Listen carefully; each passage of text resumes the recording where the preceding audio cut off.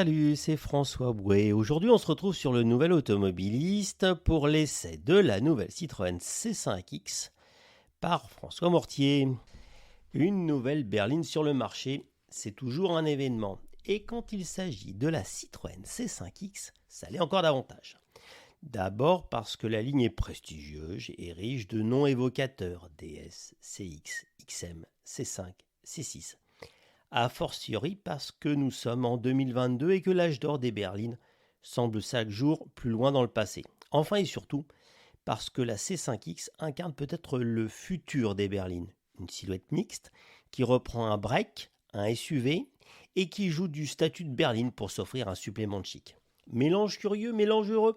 Prenons le volant de la version la plus haut de gamme, hybride rechargeable 225 chevaux, pour nous en assurer.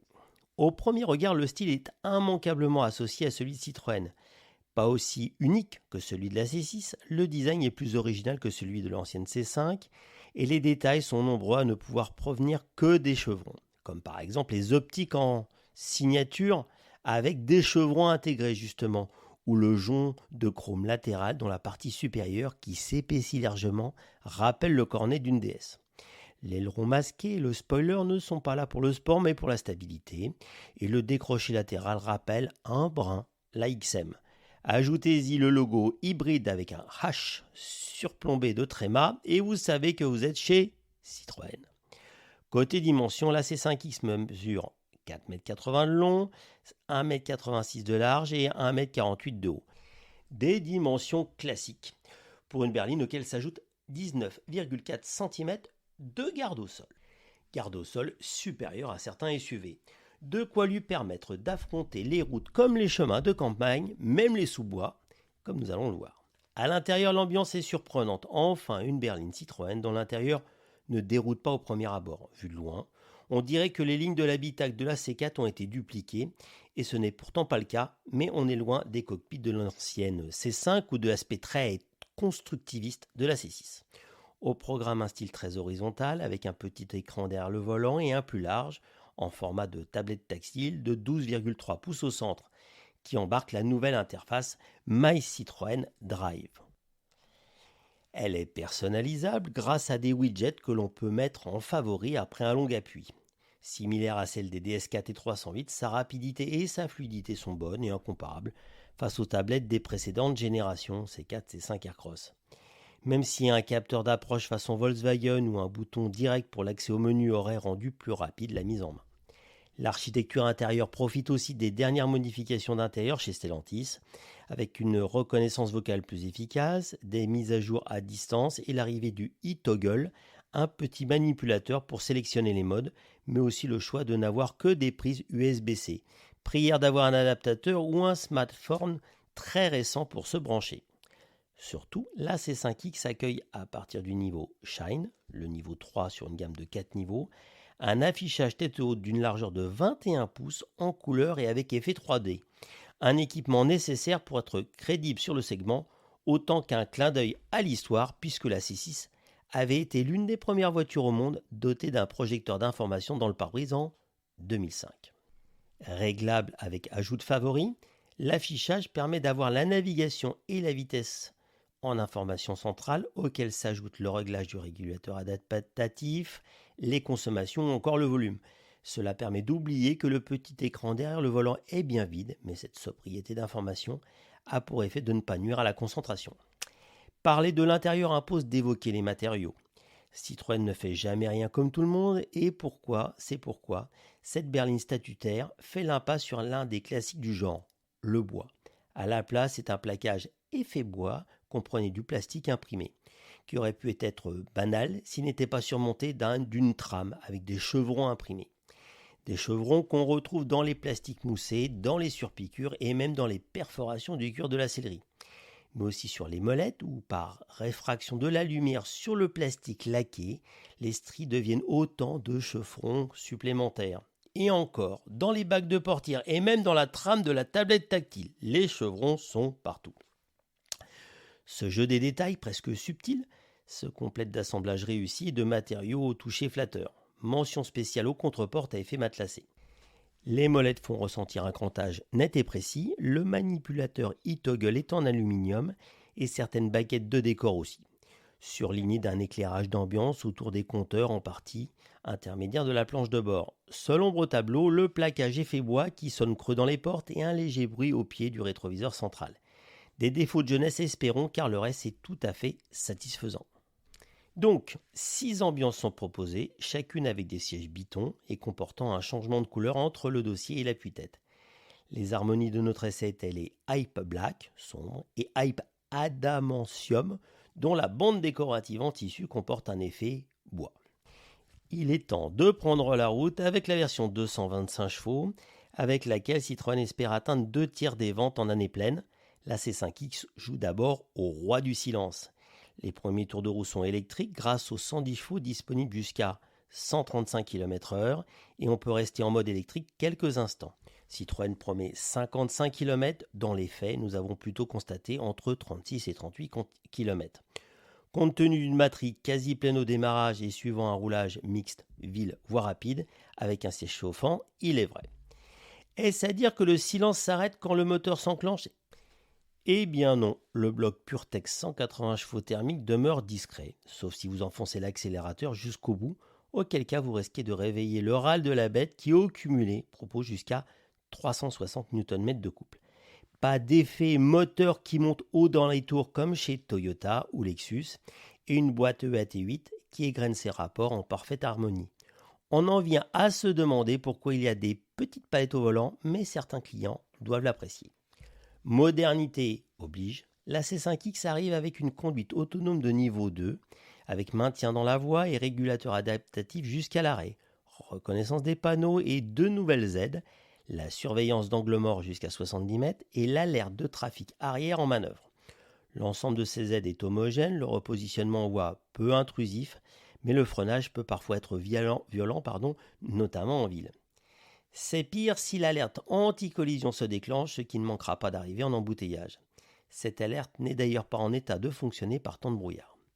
En plus de ces aides, s'ajoute une caméra en manœuvre, à l'avant et à l'arrière, de bonne résolution, avec une vision 360 degrés par 4 caméras. L'ensemble s'affiche grand dans la tablette, mais on peut l'occulter pour remettre la navigation si nécessaire.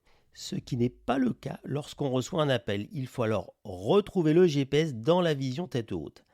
La navigation, qui n'est d'ailleurs pas sans reproche, la cartographie manque parfois de fluidité, surtout en ville, et s'est trompée régulièrement en étant en retard de quelques centaines de mètres sur une voie rapide. Mieux vaut anticiper. Et côté tenue de route, me direz-vous, c'est l'un des points sur lesquels la C5X était la plus attendue, le confort. Et l'item n'est pas manqué, surtout dans la version hybride rechargeable, qui intègre un amortissement piloté inédit qui s'ajoute aux suspensions à double butée hydraulique progressive.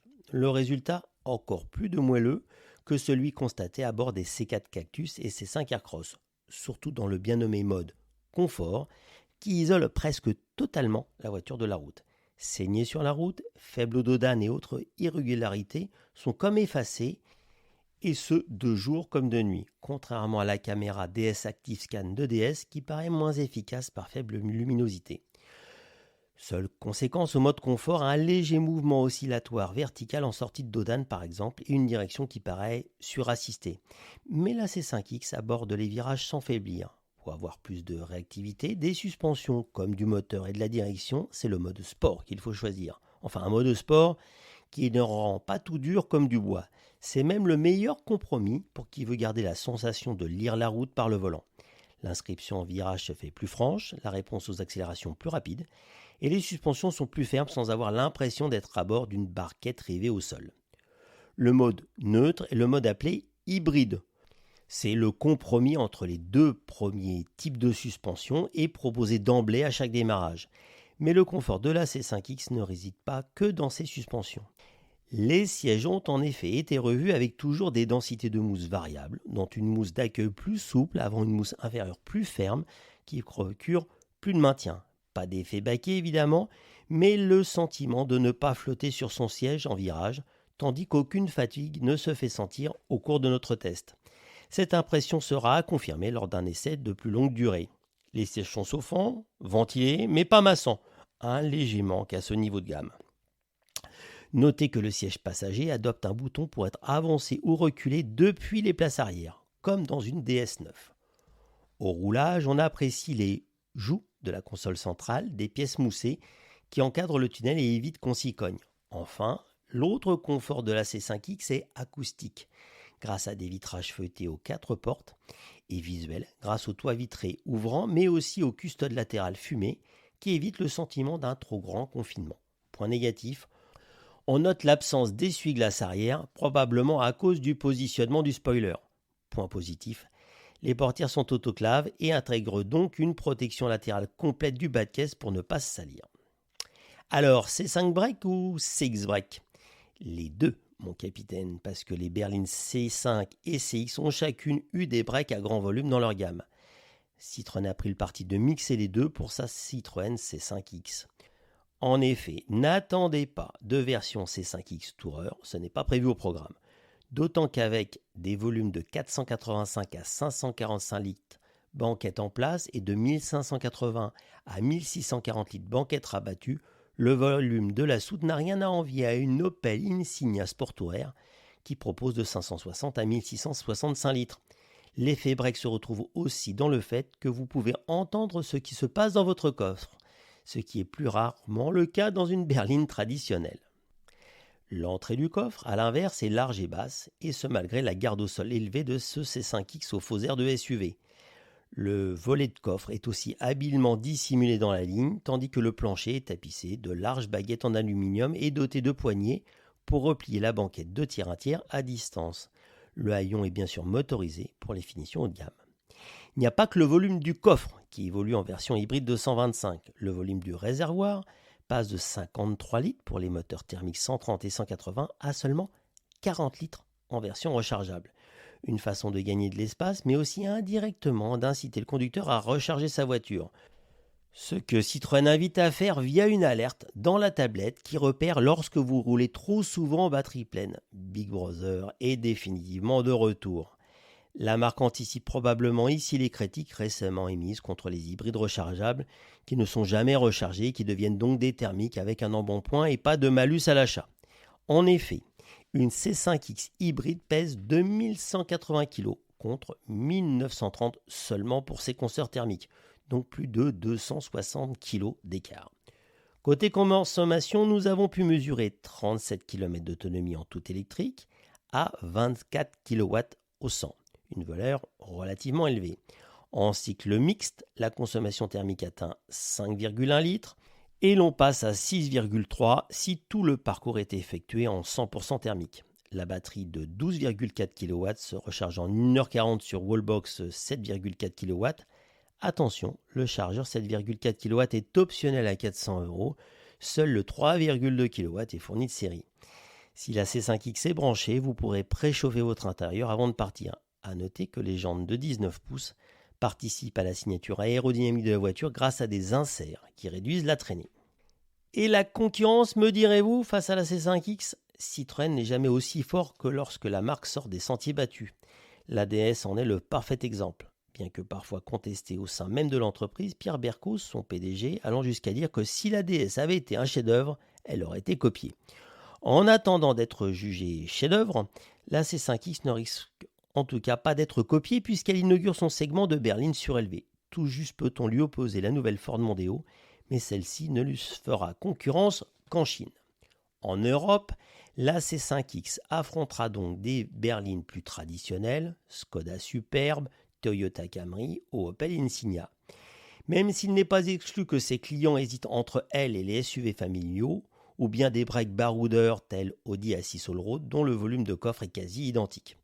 On peut en tout cas saluer la capacité des marques françaises de Stellantis à bien vouloir et à chercher à différencier leur modèle du segment D. Berline coupée pour la Peugeot 508, limousine cossue pour la DS9 et néo-berline surélevée pour la Citroën C5X. Son originalité a bien sûr un prix, pas si élevé pour une familiale, puisque le tarif d'entrée en 1 litre de PureTech 130 chevaux est de 32 900 €, avec 230 € de malus. En 180 chevaux, vous passez le cap de la dizaine supérieure à 40 500 € et 740 € de malus.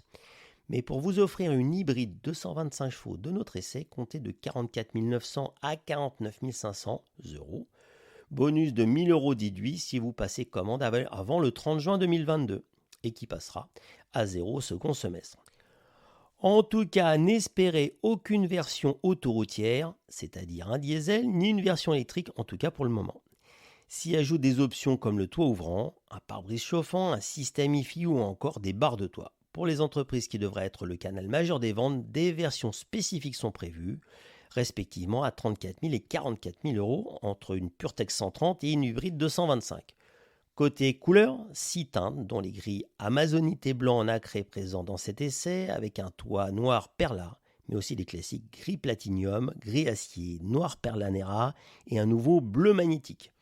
Chaque teinte peut recevoir en option gratuite le toit monotone. Il semble que l'Europe ne soit pas encore prête à recevoir les originales teintes vues sur des C5X en Chine, jaune, bleu ciel, bleu Tijuca, brun caramel. Citroën avait annoncé la couleur, l'ambition de la C5X est d'être la meilleure expression de la philosophie Citroën et de redéfinir le nouveau standard ultime de confort. Derrière les formules, il y a la réalité d'une berline convaincante à conduire et plaisante et même attachante, par le confort complet qu'elle procure, mais aussi par son degré d'aboutissement.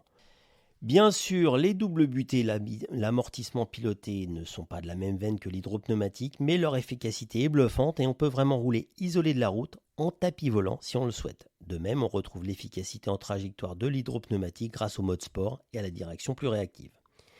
Sur ces points, la C5X tient donc sa promesse, celle du retour de Citroën dans son territoire 5 ans après l'arrêt de la C5. Citroën le fait sans contester non plus le brio d'une DS9, ni se poser frontalement à une Peugeot 508, car son concept de berline break SUV lui confère une originalité doublée d'une rationalité, celle d'avoir une silhouette multi-usage. Merci à François pour ce très bel article que vous pouvez aller consulter sur le Nouvel Automobiliste. Il est complété de superbes photos pour découvrir cette voiture qui arrive bientôt sur le marché.